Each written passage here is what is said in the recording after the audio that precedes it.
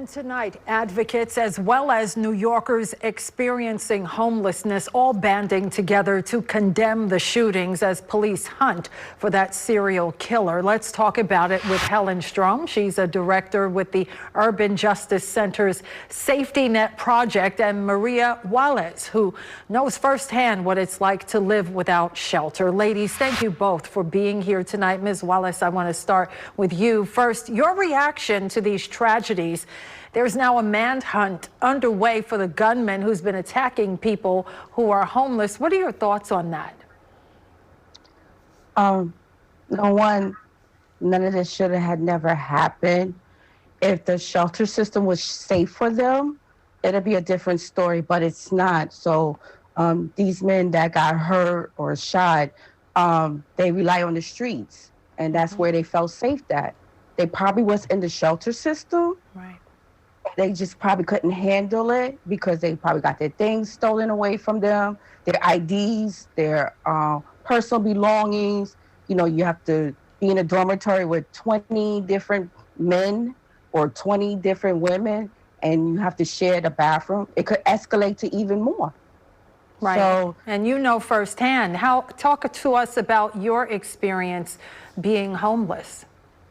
Yes, yes, I have experienced homelessness, being on the trains, the buses, the hospital. It was really hard. It was very, very rough for me. Yeah. And it was a lot to handle. Especially being a woman, of course. Ms. Strom, yes. The Safety Net Project of the Urban Justice Center, now calling on the city to suspend its encampment sweeps and house unsheltered people ASAP. Any response from City Hall yet? We haven't heard a response on that yet. Today, we heard Mayor Adams say that he's going to continue his current policies of sweeping people off of the subways and using the police to eject people. And what we know is that the right approach here is not criminalization of homelessness. What we need are actual solutions that work for people. People are on the subways because they don't feel safe in the shelters, because they need housing.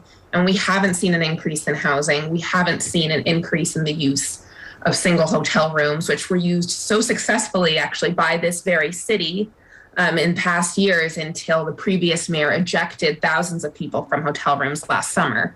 So what we need is an immediate return to single rooms that are offered to everyone who needs them on the streets and subways. And we need a stop to the policing that's been occurring both in the subways and on the streets, where people are being approached by police with no real help. Yeah, and Ms. Wallace, I want you to chime in on that. What do you make of the city's plan to move, or, well, they're actually doing it right now. They're moving people out of the subway, out of the encampments. Do you think that's the solution? No, homeless people are not criminals. We're not. We're human beings. We need housing and single rooms, not policing, not suites. So what I'm trying to say is that if there was a better plan, if the shelters were safe, then yes, I understand. You know, people would just run to them. Fortunately, it's not safe. People's things have been stolen from them, men and women. People have to share the bathrooms. You know, they need to bring back what we did last summer was the hotels. Back in July of 2020, they had hotels. So for like the whole entire year, people was able to have their own room. People was able to come in and out the hotel rooms as they please. You know, they had their own privacy. They was able to go back to work. They was able to go to school. They was able to do whatever they had. They had Wi-Fi, access to Wi-Fi. So they was able to do job searches and stuff like that. It's unnecessary, and it was humane that the former mayor, de Blasio, got rid of that program. And now that's the reason why you see more of our men and women in the streets now, because it was in the hotels. They stayed in there until May or June. And then the rest of the summer, they was congregated back into the shelters, but now majority of them are in the streets. Right, right. You make a very interesting... It's not going to resolve the situation. Exactly. It's not. Right. So, Ms. Strom, you know, to her point, research shows that homelessness worsens every single year. Last year was the deadliest on record for homeless New Yorkers. 151 people living in public spaces found dead. Your reaction to that very disturbing statistic? It's awful. I mean, every single week we are losing fellow New Yorkers. All of them have friends, family. We're losing our neighbors, we're losing community members. And this is the violence that's happening every single day and every single week in New York City as a result of our housing crisis and as a result of our homelessness crisis. And there are very real things that the city could do to change course and to stop this now. There are vacant apartments. There are vacant supportive housing apartments. There are vacant affordable housing apartments that could be used. There are housing vouchers that are not making it into the hands of people who are actually homeless. And there are empty rooms across the city that could be utilized in a heartbeat. Instead, we've seen this trend of criminalization, pushing people out of sight.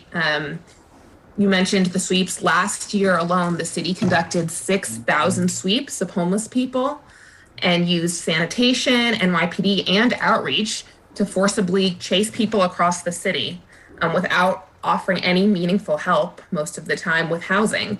And what we really need to see is a shift from criminalization, a shift from policing towards doing the things that we know actually work and are the solution to homelessness, which is permanent housing, and in the interim, safe, dignified, single rooms.